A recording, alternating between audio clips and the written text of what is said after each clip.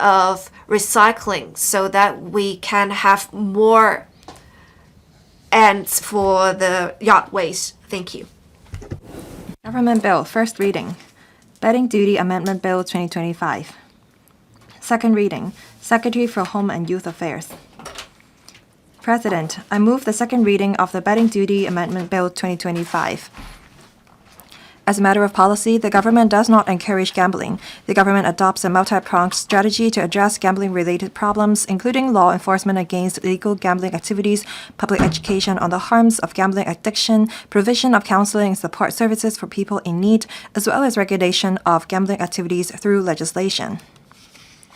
On the regulation of gambling activities through legislation, the policy objective of providing authorized gambling outlets is to address the public demand for certain gambling activities, preventing people from turning to illegal operators.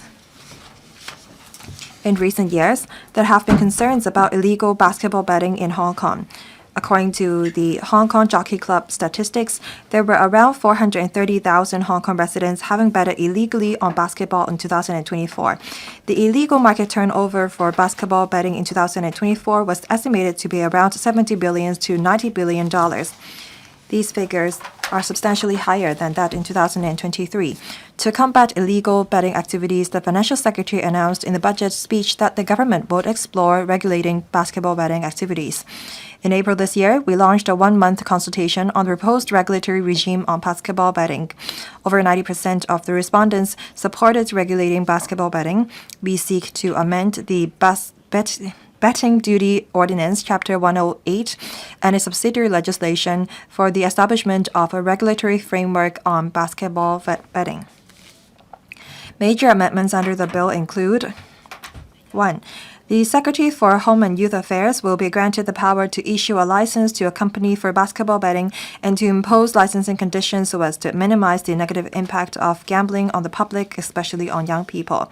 2. The same approach on calculation and collection of betting duty, which is currently charged at 50% of the net stake receipts for football betting, will be adopted for basketball betting.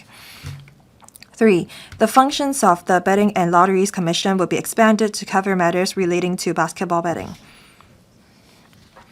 If the bill is passed, we will mirror our existing regimes for horse race and football betting by issuing a single basketball betting license to the Hong Kong Jockey Club to prevent stimulating betting demand due to competition.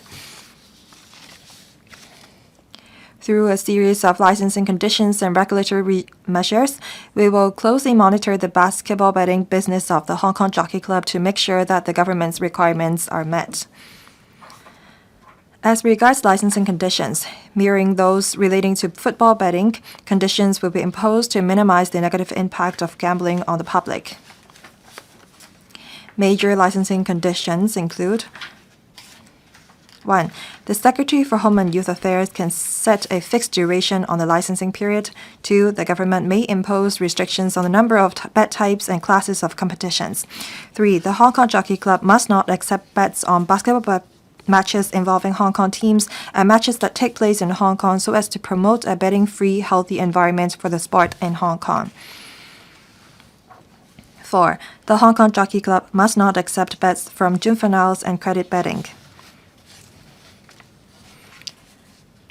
President, I understand that many people are concerned about whether regulating basketball betting will promote gambling or intensifying the gambling craze. I wish to emphasize here that the government attaches great importance to preventing gambling-related problems, particularly among youth. In preventing the problem of excessive gambling among young people, we will carry out two key areas of work, including the imposition of stringent legal and regulatory constraints to minimize the adverse impact of gambling on the public, and the provision of counseling, treatment services, education, and publicity activities through the Ping Wall Fund to enhance public awareness of the harms of excessive gambling.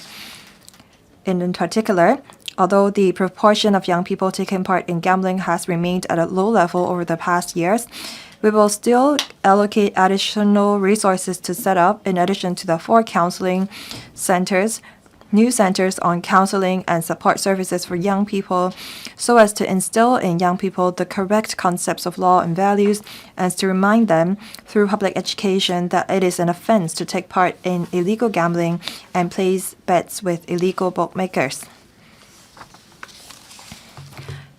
If the bill is passed, the government will continue to work closely with the Hong Kong Jockey Club, the police, the Ping Wall Fund Advisory Committee, the Betting and Lotteries Commission, and other stakeholders to ensure the effective implementation of the regulatory regime.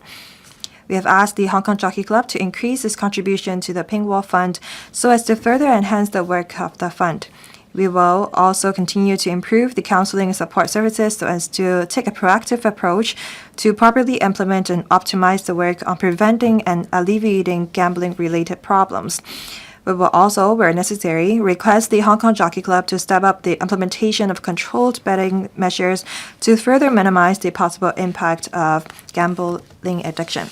President, we consulted members on this legislative proposal at the meeting of the panel on Home Affairs, Culture and Sports on the 9th of June.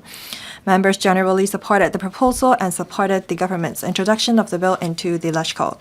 We fully cooperate with the scrutiny work of the LegCo and implore members to support the Betting Duty Amendment Bill 2025. I so submit. Thank you, President. I now propose the question to you that the aforesaid bill be read the second time.